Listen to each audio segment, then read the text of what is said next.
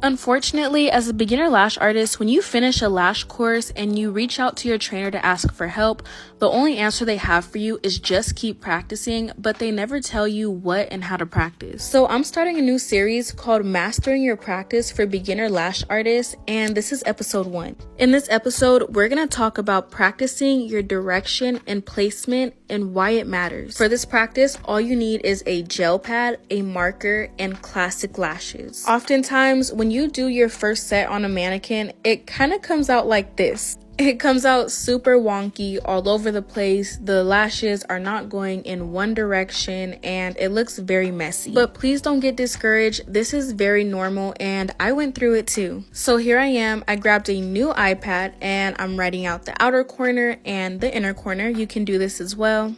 We're gonna go ahead and draw that fake eyelid, and then we're gonna start adding our arrows. Now just wait, because I'm gonna tell you what these arrows are for. These arrows are a guide as to how you should be placing the extension onto the natural lash.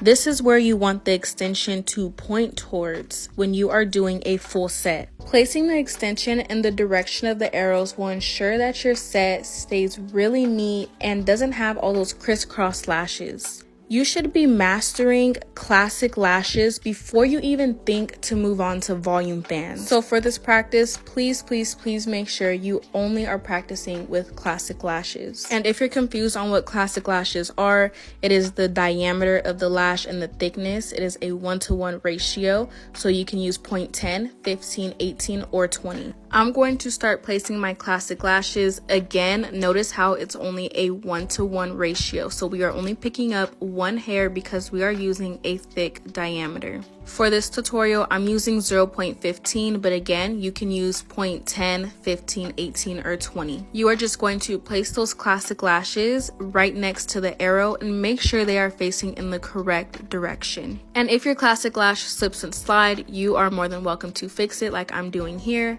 And now I'm going to show you guys what not to do. So this is what you don't want. I'm going to place the extension a little bit crooked and I'm not going to follow the arrow.